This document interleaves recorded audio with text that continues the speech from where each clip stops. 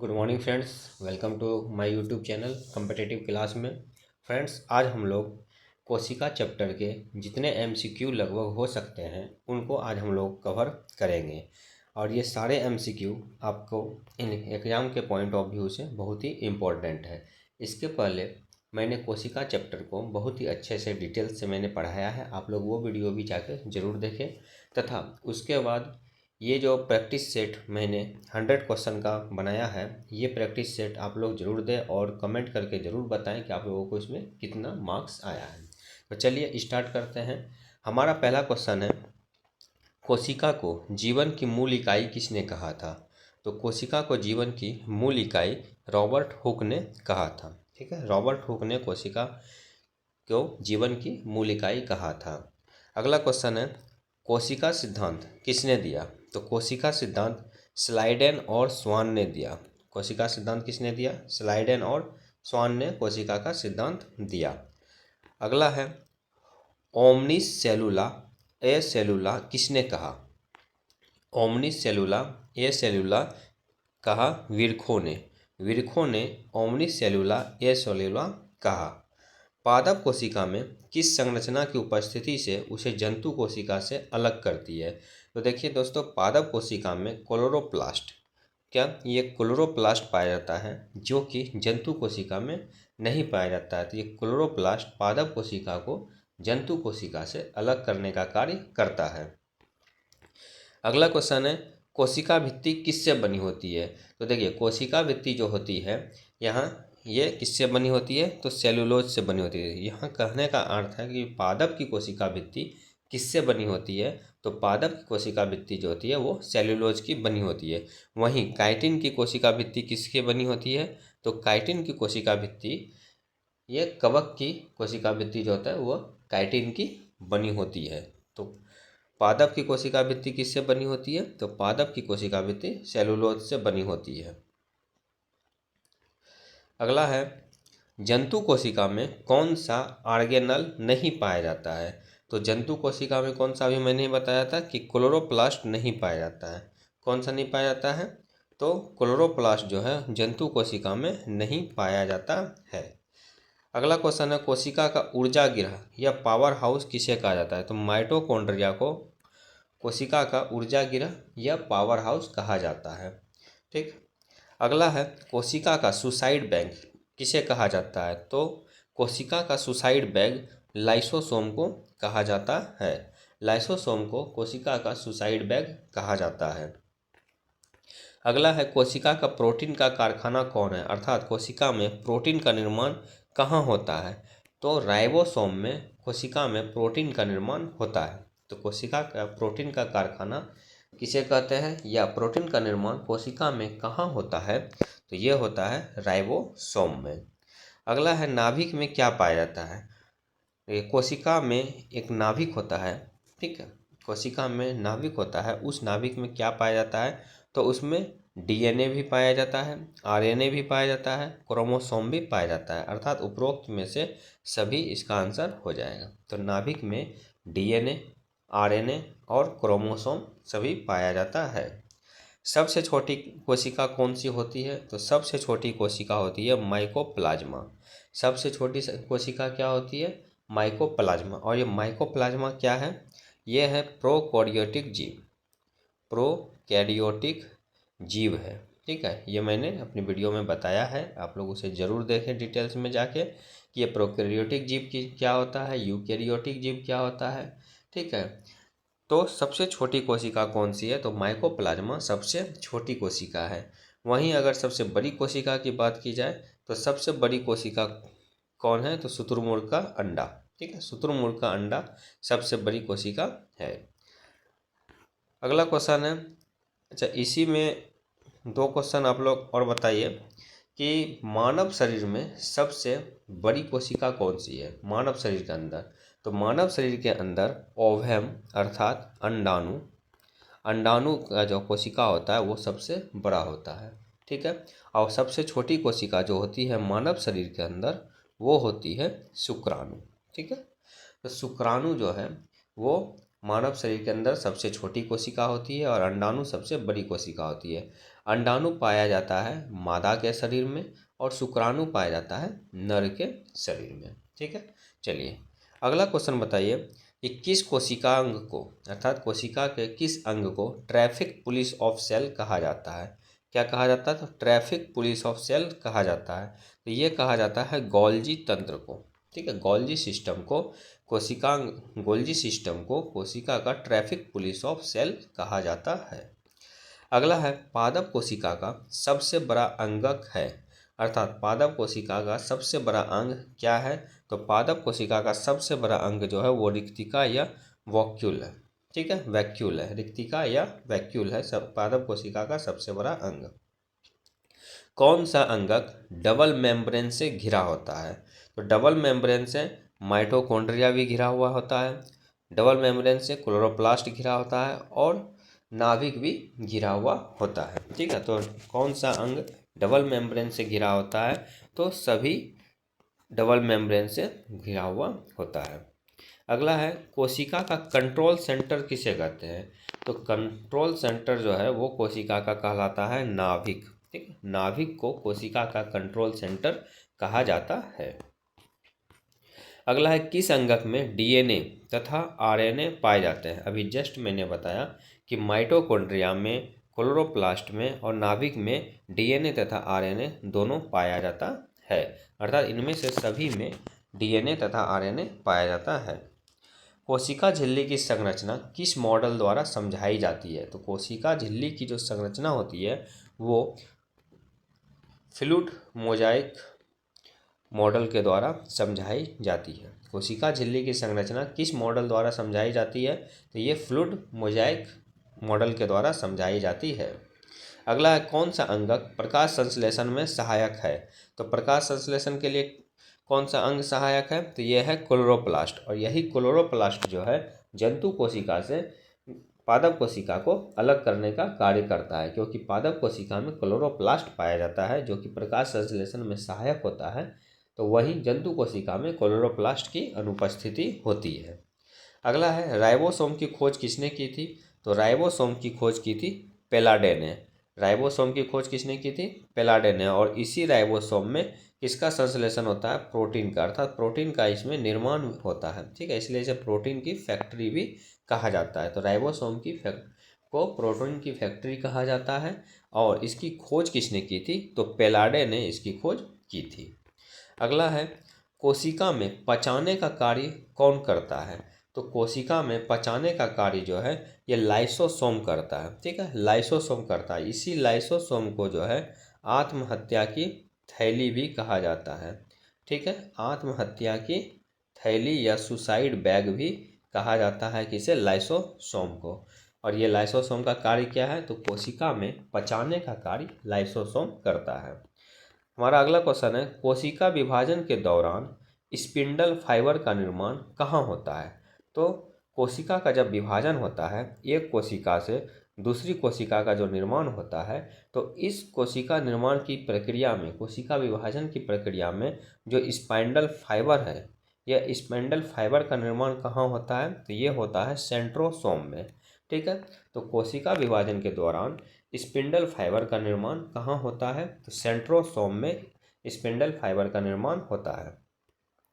अगला है आरएनए का संश्लेषण कहाँ होता है? तो डीएनए हो या आरएनए हो, उनका संश्लेषण नाभिक में, माइटोकॉन्ड्रिया में, क्लोरोप्लास्ट में, सभी में होता है। ठीक है, डीएनए तथा आरएनए दोनों का संश्लेषण नाभिक, माइटोकॉन्ड्रिया और क्लोरोप्लास्ट में होता है। तो इसका आंसर हो जाएगा उपरोक्त में से सभी। अगला है प्रकाश सूक्ष्मदर्शी में सबसे पहले कोशिका देखने वाले वैज्ञानिक कौन थे? तो प्रकाश सूक्ष्मदर्शी में जो सबसे पहले कोशिका को देखा था वो देखा था किसने? रॉबर्ट हुक ने। अर्थात कोशिका की खोज भी किसने की थी? तो रॉबर्ट हुक ने ही की थी। ठीक है, और कोशिका का जनक भी किसे कहा जाता है? तो रॉबर्ट हुक को ही कहा जाता है। और कोशिका के अध्ययन को क्या कहते हैं दोस्तों? तो कोशिका का अध्ययन कहलाता है साइटोलॉजी। क्या कहते हैं कोशिका के अध्ययन को? साइटोलॉजी। चलिए हमारा अगला क्वेश्चन है किस कोशिकांग को सेल इंजन कहते हैं? तो सेल इंजन कहने का मतलब हो गया कि कौन उसके ऊर्जा का निर्माण करता है, कौन उसको पूरे शरीर में किसके द्वारा पूरा ऊर्जा का निर्माण होता है। तो सेल इंजन किसे कहा जाता है, तो सेल इंजन कहा जाता है माइटोकॉन्ड्रिया को, और इसे पावर हाउस भी कहा जाता है। क्या कहा जाता है, इसे कोशिका का पावर हाउस भी कहा जाता है, या ऊर्जा गिरह भी कहा जाता है माइटोकॉन्ड्रिया को। ठीक है, हमारा अगला क्वेश्चन है, कोशिका द्रव्य का मुख्य घटक क्या है। कोशिका द्रव्य या साइटोप्लाज्म का मुख्य घटक क्या है, तो कोशिका द्रव्य का मुख्य घटक जल है। ठीक, इसमें सर्वाधिक मात्रा में जल पाया जाता है, 80% से ज़्यादा जो है जल कोशिका द्रव्य में पाया जाता है। हमारा अगला क्वेश्चन है, कोशिका में आनुवांशिक सूचना कहाँ संग्रहित होती है। तो कोशिका में जितनी भी आनुवांशिक संरचना है होती है, जितनी भी सूचना होती है, वो होती है नाभिक में संग्रहित। तो कोशिका में आनुवांशिक सूचना कहाँ संग्रहित होती है, तो कोशिका के नाभिक में संग्रहित होती है। अगला है, रफ एंडोप्लाज्मिक रेटिकुलम RER पर क्या पाया जाता है। ठीक है, तो रफ एंडोप्लाज्मिक रेटिकुलम पर क्या पाया जाता है, तो रफ एंडोप्लाज्मिक रेटिकुलम पर राइबोसोम पाया जाता है। रफ एंडोप्लाज्मिक रेटिकुलम RER पर क्या पाया जाता है, तो राइबोसोम पाया जाता है। अगला है, स्मूथ एंडोप्लाज्मिक रेटिकुलम का क्या कार्य है, तो यह वसा का निर्माण करता है। ठीक है, इसे आप लोग ऐसे भी याद कर सकते हैं कि एक्चुअली में वसा जो होता है वो चिकना होता है। ठीक है, और यहाँ भी हम लोगों को जो पूछा गया है स्मूथ, ठीक है, स्मूथ एंडोप्लाज्मिक रेटिकुलम, इसका मुख्य कार्य क्या है, तो वसा का निर्माण करना है। हमारा अगला क्वेश्चन है, गोल्जी तंत्र का मुख्य कार्य क्या है। तो गोल्जी तंत्र का मुख्य कार्य है पदार्थों का पैकेजिंग और उसका निष्कासन या श्रवण करना। ठीक है, पदार्थों का पैकेजिंग और श्रवण करना गोल्जी तंत्र का मुख्य कार्य है। अगला है, पादप कोशिका में केंद्रक के पास पाए जाने वाले घने क्षेत्र को क्या कहते हैं।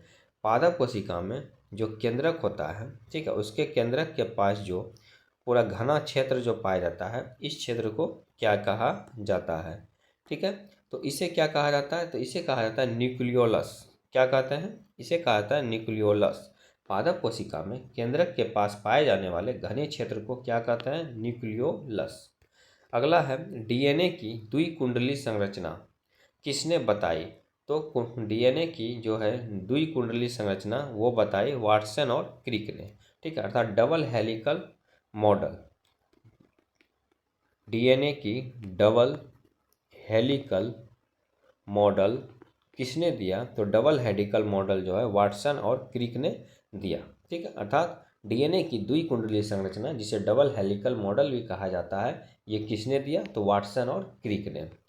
अगला है, कोशिका झिल्ली की लिपिड परत किसकी बनी होती है, मतलब किस प्रकार की परत होती है, एक परत, द्विपरत या त्रिपरत, किस प्रकार की परत कोशिका झिल्ली की लिपिड परत होती है, तो ये होती है द्विपरत। ठीक है, द्विपरत कोशिका झिल्ली की लिपिड परत होती है। अगला है, एटीपी का निर्माण कहाँ होता है। तो देखिए, एटीपी का निर्माण अर्थात ऊर्जा का निर्माण, एटीपी का पूरा नाम क्या होता है, एटीपी का पूरा नाम होता है एडिनोसिन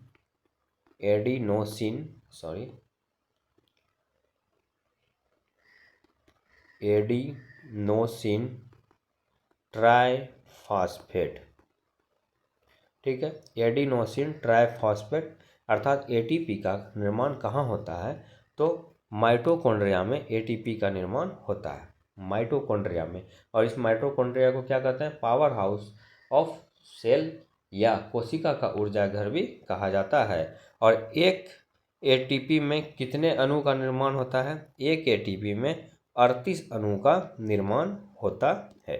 ठीक है, अगला है, सेमी ऑटोनोमस ऑर्गेनल्स किसे कहा जाता है, सेमी ऑटोनोमस, ठीक है, सेमी ऑटोनोमस ऑर्गेनल्स किसे कहते हैं, तो क्लोरोप्लास्ट और माइटोकॉन्ड्रिया को सेमी ऑटोनोमस ऑर्गेनल्स कहा जाता है। सेमी ऑटोनोमस ऑर्गेनल्स किसे कहते हैं, तो क्लोरोप्लास्ट और माइटोकॉन्ड्रिया को सेमी ऑटोनोमस ऑर्गेनल्स कहा जाता है।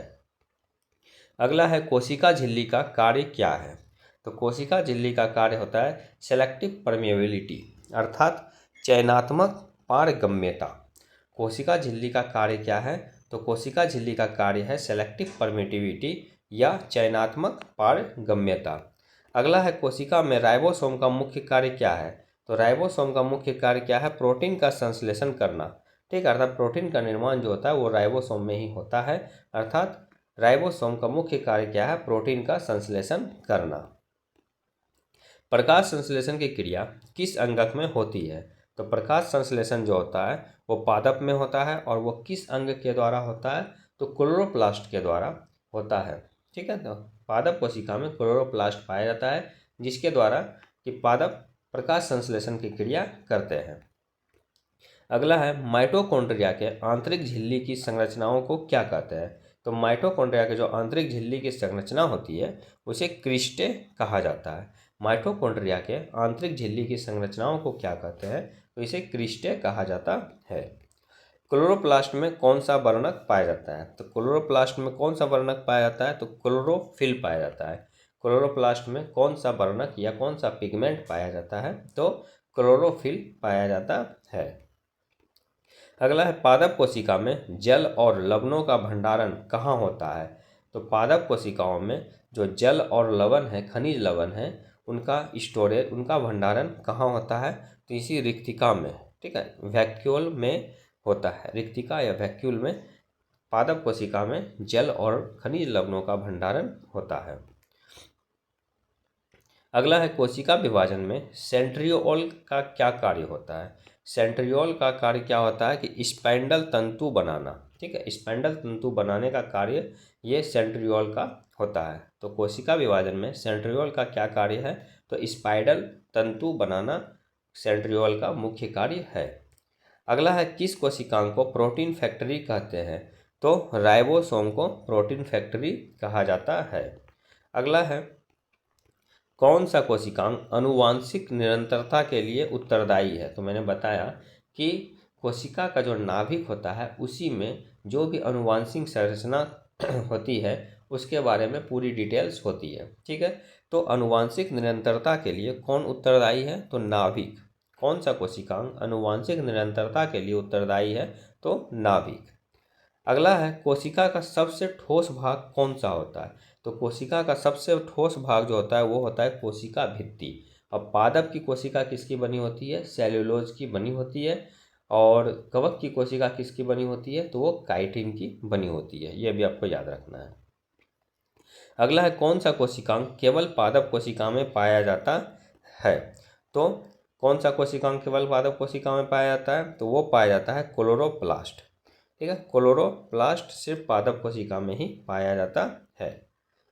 तो इसका आंसर हो जाएगा क्लोरोप्लास्ट। अगला है कोशिका का सबसे अधिक गतिशील भाग कौन है। तो कोशिका का सबसे अधिक गतिशील भाग जो है वो है साइटोप्लाज्म। साइटोप्लाज्म कोशिका का सबसे अधिक गतिशील भाग है, साइटोप्लाज्म। कोशिका में ऊर्जा मुद्रा किसे कहा जाता है। तो कोशिका में ऊर्जा मुद्रा अर्थात करेंसी जो होता है वो होता है एटीपी। एटीपी का पूरा नाम क्या है, एडिनोसिन ट्राइफॉस्फेट। और एक एटीपी में कितने अणु बनते हैं ग्लूकोज के, तो 38 अणु। ठीक है, कितने बनते हैं, तो 38 अणु बनते हैं। अगला क्वेश्चन है किसने सबसे पहले जीवित कोशिका को देखा था। तो सबसे पहले जीवित कोशिका को किसने देखा था, तो जीवित कोशिका को जो देखा था वो देखा था ल्यूवेनहॉक ने। ठीक है, किसने देखा था जीवित कोशिका को, तो सबसे पहले जीवित कोशिका को ल्यूवेनहॉक ने देखा था। और ऐसे कोशिका को सबसे पहले किसने देखा था, तो रॉबर्ट हुक ने। ठीक है, और उन्होंने मृत कोशिका को देखा था, और जीवित कोशिका को ल्यूवेनहॉक ने देखा था। अगला है कोशिका सिद्धांत का संशोधन किसने किया। तो कोशिका सिद्धांत का जो है संशोधन वो किया विरखो ने। किसने किया, तो विरखो ने कोशिका सिद्धांत का संशोधन किया।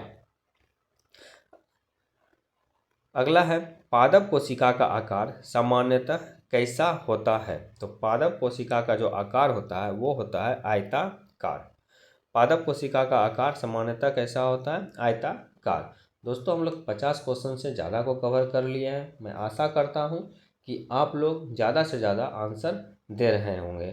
ठीक है, तो चलिए बने रहिए। अगर आपको अच्छा लग रहा है प्लीज़ इसे लाइक भी कीजिए और अपने दोस्तों को भी शेयर कीजिए ताकि वो भी अपना तैयारी को अच्छे ढंग से सुनिश्चित कर सके। ठीक है, चलिए, हमारा क्वेश्चन क्या है कि पादप कोशिका का आकार सामान्यतः कैसा होता है। तो पादप कोशिका का आकार सामान्यतः आयताकार होता है।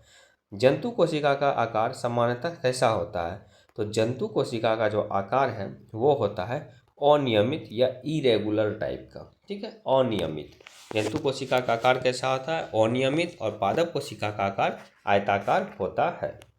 अगला है, कोशिका में गोल्जी तंत्र का सबसे बड़ा कार्य क्या है। तो कोशिका में गोल्जी तंत्र का सबसे बड़ा कार्य क्या है, प्रोटीन का पैकेजिंग करना और उसका स्रवण करना। ठीक है, प्रोटीन का पैकेजिंग और स्रवण गोल्जी तंत्र का सबसे बड़ा कार्य है। अगला है, नाभिक झिल्ली की संख्या होती है। तो नाभिक झिल्ली की संख्या कैसी होती है, तो द्विगुण। कैसी होती है, द्विगुण। नाभिक झिल्ली की संख्या होती है द्विगुण। डीएनए और आरएनए का मूलभूत घटक क्या है। तो डीएनए और आरएनए का मूलभूत घटक न्यूक्लियोटाइड है। न्यूक्लियोटाइड डीएनए और आरएनए का मूलभूत घटक है। अगला है, कोशिका का सबसे बड़ा ऑर्गेनल सामान्यतः होता है। तो कोशिका का जो सबसे बड़ा ऑर्गेनल है वो उसका नाभिक होता है। ठीक है, कोशिका का सबसे बड़ा ऑर्गेनल उसका नाभिक होता है। अगला है, जंतु कोशिका में भोजन पचाने वाला अंगक कौन है।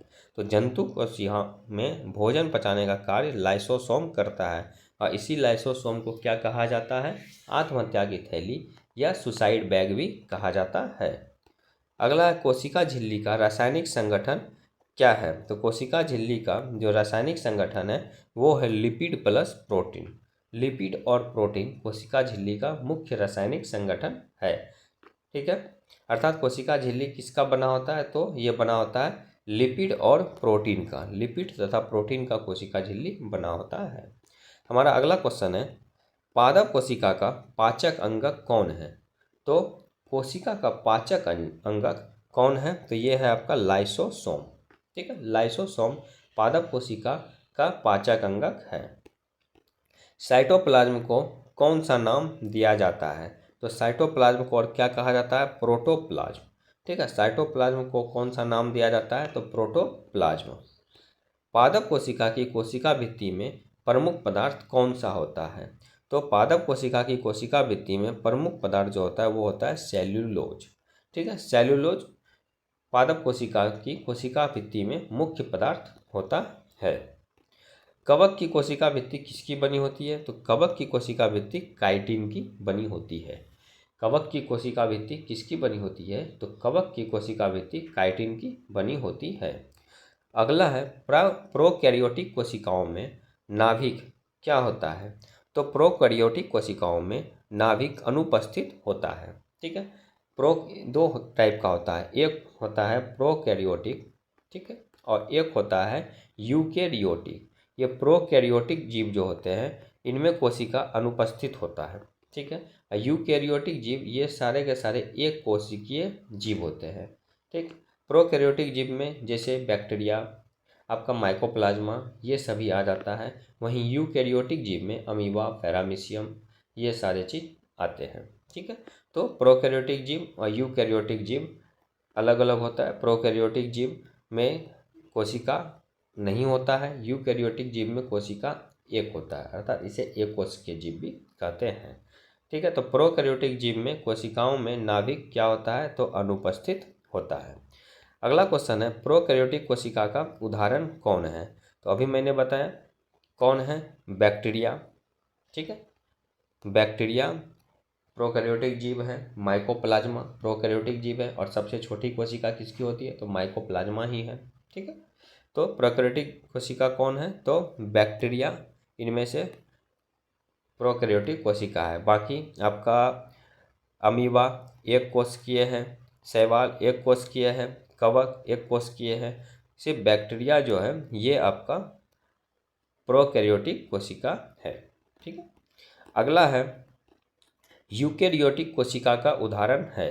तो यूकैरियोटिक कोशिका का उदाहरण कौन है, तो अमीबा, पैरामीशियम, ये सभी जो है यूकैरियोटिक कोशिका का उदाहरण है। बाकी बैक्टीरिया, वायरस, देखिए बैक्टीरिया इसमें आपका प्रोकैरियोटिक कोशिका हो गया, वायरस आपका किसी भी प्रकार का कोशिका नहीं होगा, अर्थात वायरस में किसी भी प्रकार का कोशिका नहीं होता है। ये सजीव वायरस क्या होता है, सजीव और निर्जीव के बीच की कड़ी होता है। ठीक है, जब वायरस कोशिका के संपर्क में आता है तो ये सजीव हो जाता है, नहीं तो ये निर्जीव रहता है। अगर वायरस को नॉर्मली किसी टेबल पे या किसी आयरन के ऊपर या कहीं पे भी रखा जाता है तो ये निर्जीव अवस्था में होता है। ठीक है, लेकिन जैसे ही ये कोशिका के संपर्क में आता है तो ये ऑटोमेटिक सजीव हो जाता है, ये एक्टिवेट हो जाता है।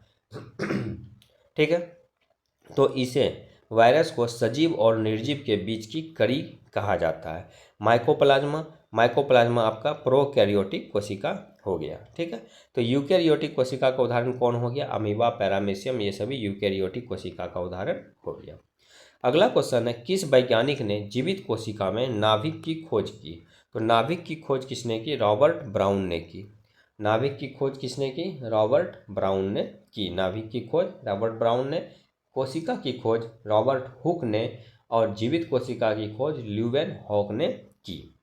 चलिए, सेंट्रोसोम किस कोशिका में नहीं पाया जाता है। सेंट्रोसोम जो है वो पादप कोशिका में नहीं पाया जाता है। ठीक है, सेंट्रोसोम पादप कोशिका में अनुपस्थित होता है, अर्थात पादप कोशिका में सेंट्रोसोम नहीं पाया जाता है। और वहीं जंतु कोशिका में क्या नहीं पाया जाता है, तो क्लोरोप्लास्ट जंतु कोशिका में नहीं पाया जाता है। कोशिका द्रव्य शब्द किसने दिया। तो कोशिका द्रव्य शब्द किसने दिया, तो ये दिया स्ट्रॉसबर्गर ने। और कोशिका द्रव्य का मुख्य घटक क्या है, तो जल इसका मुख्य घटक है। लगभग 80% से ज़्यादा जल जो है कोशिका द्रव्य में पाया जाता है। तो कोशिका द्रव्य या साइटोप्लाज्म शब्द किसने दिया, तो स्ट्रॉसबर्गर ने दिया। कोशिका झिल्ली का निर्माण किससे होता है। तो कोशिका झिल्ली का निर्माण फास्फोलिपिड और प्रोटीन के द्वारा होता है। कोशिका झिल्ली का निर्माण किससे होता है, तो फास्फोलिपिड और प्रोटीन के द्वारा कोशिका झिल्ली का निर्माण होता है। अगला है, किस कोशिकांग को डिटॉक्सिफिकेशन या विषहरण का कार्य कहा जाता है। तो ये SER जो होता है, स्मूथ, जो मैंने बताया था। ठीक है, तो ये क्या करता है, वसा का घटक होता है। ठीक है, तो किस कोशिकांग को डिटॉक्सिफिकेशन या विषहरण का कार्य कहा जाता है, तो SER को कहा जाता है। अगला है, कौन सा कोशिकांग कोशिका में अतिरिक्त पदार्थों का अपघटन करता है, अर्थात अतिरिक्त पदार्थों का पाचन करता है। तो ये कौन करता है, लाइसोसोम। ठीक है, लाइसोसोम जो है अतिरिक्त पदार्थों का अपघटन या अतिरिक्त पदार्थों का पाचन का कार्य करता है, लाइसोसोम। और इसी लाइसोसोम को आत्महत्या की थैली या सुसाइड बैग भी कहा जाता है। अगला है, कोशिका का रासायनिक कारखाना किसे कहा जाता है। तो कोशिका का रासायनिक कारखाना एंडोप्लाज्मिक रेटिकुलम को कहा जाता है। एंडोप्लाज्मिक रेटिकुलम जो होता है वो कोशिका का रासायनिक कारखाना कहा जाता है, अर्थात केमिकल फैक्ट्री एंडोप्लाज्मिक रेटिकुलम को कहा जाता है। अगला है, कोशिका का सबसे छोटा अंगक कौन है। तो कोशिका का सबसे छोटा अंगक जो है वो कौन है, राइबोसोम। और वहीं अगर सबसे बड़ा अंगक की बात कही जाए तो वो कौन होता है, नाभिक। ठीक है, कोशिका का नाभिक जो होता है वो सबसे बड़ा होता है और कोशिका का सबसे छोटा अंगक राइबोसोम होता है।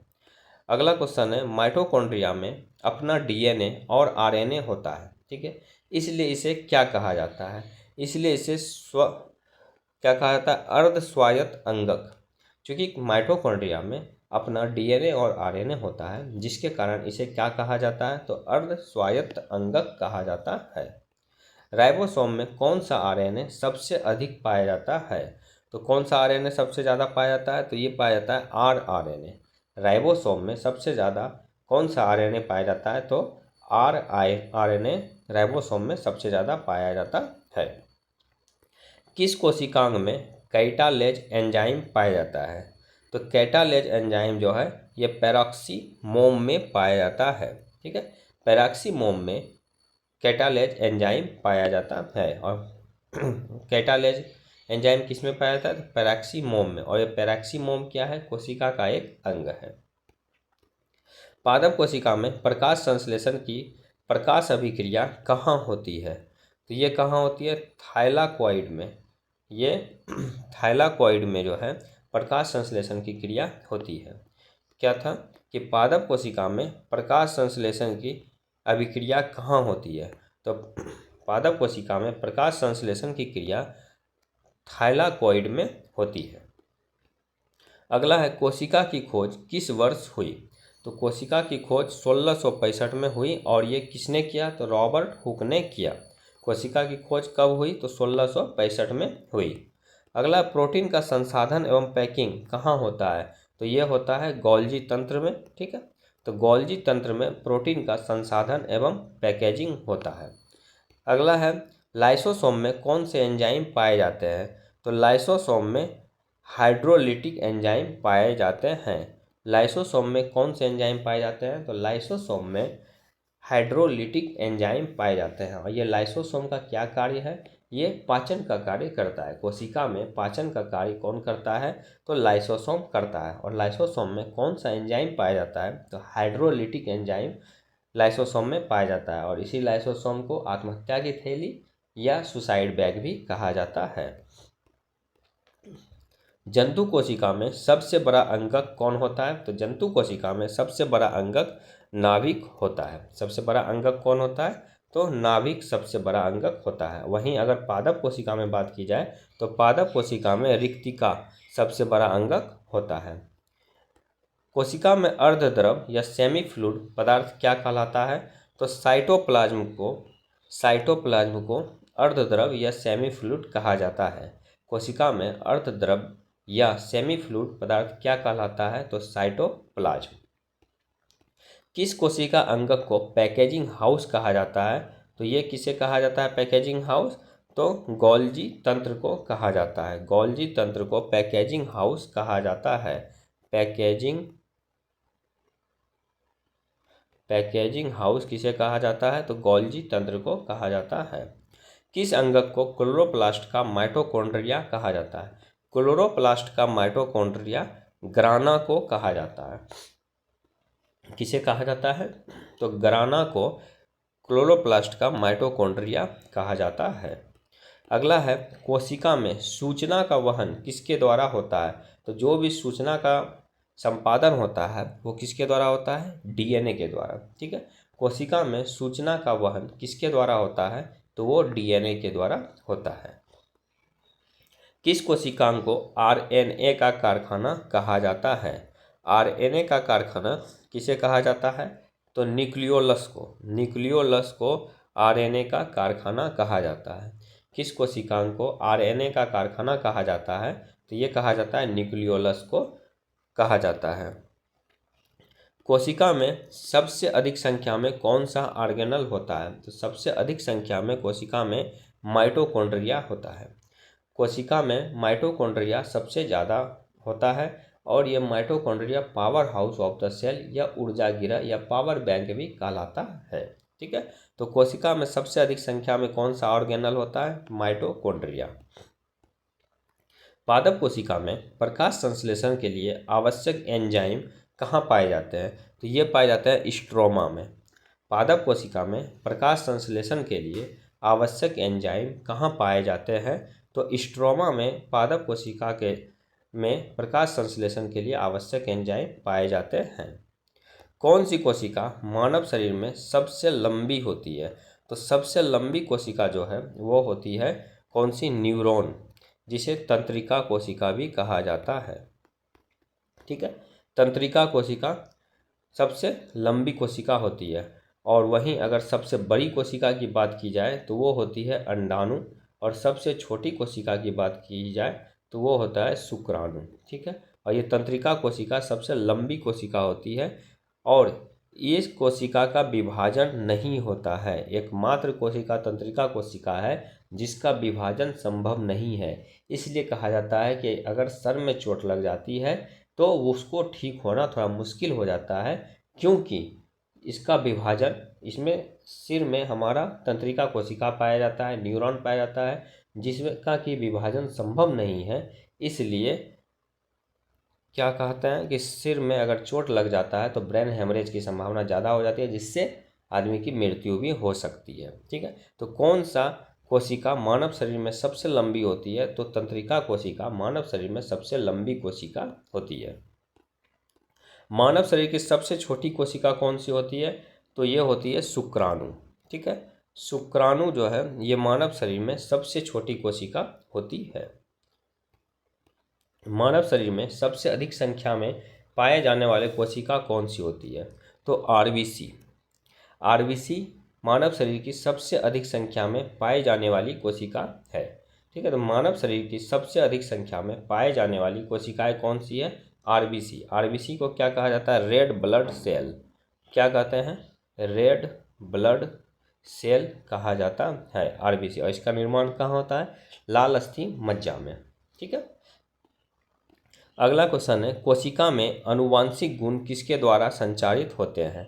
तो अनुवांशिक गुण किसके द्वारा संचारित होते हैं? तो ये होते हैं डीएनए के द्वारा। कोशिका में जितने भी जो भी अनुवांशिक गुण होते हैं उनका संचारण किसके द्वारा होता है? तो ये डीएनए के द्वारा होता है। किस कोशिका अंगक को एंजाइम का बैंक कहा जाता है? तो एंजाइम का बैंक लाइसोसोम को कहा जाता है। एंजाइम का बैंक किसे कहते हैं? तो लाइसोसोम को एंजाइम का बैंक कहा जाता है। सुसाइडल बैंक किसे कहते हैं? तो लाइसोसोम को ही सुसाइडल बैंक भी कहा जाता है। अगला है, किस कोशिका को पावर हाउस ऑफ क्लोरोप्लास्ट कहा जाता है? अर्थात क्लोरोप्लास्ट का पावर हाउस। और पावर हाउस किसे कहते हैं? तो माइटोकॉन्ड्रिया को। अर्थात क्लोरोप्लास्ट का माइटोकॉन्ड्रिया किसे कहा जाता है? क्वेश्चन ये भी हो सकता है कि क्लोरोप्लास्ट का माइटोकॉन्ड्रिया किसे कहा जाता है, या पावर हाउस ऑफ क्लोरोप्लास्ट किसे कहा जाता है? तो ये कहा जाता है किसे? ग्राना को। तो पावर हाउस ऑफ क्लोरोप्लास्ट या क्लोरोप्लास्ट का माइटोकॉन्ड्रिया किसे कहा जाता है? तो ग्राना को कहा जाता है। अगला है, डीएनए की प्रतिकृति अर्थात रेप्लिकेशन कहाँ होती है? तो डीएनए की प्रतिकृति या रेप्लिकेशन कहाँ होती है? तो वो होती है नाभिक में। ठीक है, नाभिक में डीएनए की प्रतिकृति या रेप्लिकेशन होती है। और ये डीएनए जो है हमारे आनुवांशिक इकाई का संचारण करता है। ठीक है, अगला है, कोशिका का जनक अर्थात फादर ऑफ सेल बायोलॉजी किसे कहा जाता है? तो ये कहा जाता है रॉबर्ट हुक को, जिन्होंने कोशिका की खोज की थी और 1665 में। ठीक है, तो कोशिका के खोज रॉबर्ट हुक ने की थी और इसलिए इन्हें फादर ऑफ सेल बायोलॉजी कहा जाता है। प्रोटीन का ट्रांसक्रिप्शन कहाँ होता है? तो प्रोटीन का ट्रांसक्रिप्शन नाभिक में होता है। प्रोटीन का ट्रांसक्रिप्शन कहाँ होता है? नाभिक में। और प्रोटीन का संश्लेषण कहाँ होता है? तो वो होता है राइबोसोम में। प्रोटीन फैक्ट्री किसे कहा जाता है? तो राइबोसोम को प्रोटीन फैक्ट्री कहा जाता है। लेकिन प्रोटीन का ट्रांसक्रिप्शन कहाँ होता है? तो वो नाभिक में होता है। अगला, प्रोटीन का ट्रांसलेशन कहाँ होता है? तो प्रोटीन का ट्रांसलेशन कहाँ होता है? तो वो होता है राइबोसोम में। प्रोटीन का ट्रांसलेशन या संश्लेषण कहाँ होता है? राइबोसोम में। अगला है, कोशिका का जनक अर्थात फादर ऑफ साइटोलॉजी किसे कहते हैं? तो रॉबर्ट हुक को कोशिका का जनक या फादर ऑफ साइटोलॉजी कहा जाता है। ये साइटोलॉजी क्या कहलाता है? ये साइटोलॉजी कोशिका के अध्ययन को हम लोग क्या कहते हैं? साइटोलॉजी कहते हैं। और फादर ऑफ साइटोलॉजी किसे कहा जाता है? तो रॉबर्ट हुक को फादर ऑफ साइटोलॉजी कहा जाता है। हमारा लास्ट क्वेश्चन है, कोशिका का जीवन काल किस पर निर्भर करता है? तो कोशिका का जीवन काल जो है वो डीएनए पर निर्भर करता है। डीएनए पर कोशिका का जीवन काल निर्भर करता है। ये डीएनए कहाँ पाया जाता है? तो नाभिक में डीएनए पाया जाता है। तो दोस्तों ये हमारा टोटल 100 क्वेश्चन आज हम लोगों ने कंप्लीट कर लिया। ठीक है, ये कोशिका चैप्टर का 100 क्वेश्चन हम लोगों ने कंप्लीट किया। इसके बाद आगे और भी एमसीक्यू आएंगे, और भी चैप्टर्स के एमसीक्यू आएंगे, लेकिन उसके पहले जो मैंने थ्योरी पढ़ाया है वो थ्योरी को आप लोग ज़रूर पढ़ें। ठीक है, थ्योरी जो चैप्टर मैंने पढ़ाया है और उसका प्रॉपर नोट्स ज़रूर तैयार करें और उसका मल्टीपल टाइम आप लोग रिवीजन करें। मैं देखिए अपने हर वीडियो में रिवीजन करने पे ज़्यादा जोर देता हूँ, क्योंकि रिवीजन करना बहुत ही ज़रूरी है किसी भी कॉम्पिटिटिव एग्ज़ाम को क्रैक करने के लिए। तो आप लोग इसका मल्टीपल टाइम रिवीजन ज़रूर करें और आप लोग कमेंट में ज़रूर बताएं कि आपको इसमें कितने मार्क्स आए, अर्थात आप लोगों ने लगभग कितने क्वेश्चन का सही जवाब दिया। ठीक है, तो बने रहिए आप हमारे साथ। तब तक के लिए थैंक्स ये वीडियो देखने के लिए। और आप लोग इसे लाइक ज़रूर करें, अपने दोस्तों तक ज़रूर शेयर करें, ताकि उन्हें भी इस प्रकार के इम्पोर्टेंट क्वेश्चंस की सीरीज मिल जाए और वो लोग भी अपना प्रैक्टिस कर सकें। तो चलिए, जय हिंद, जय भारत।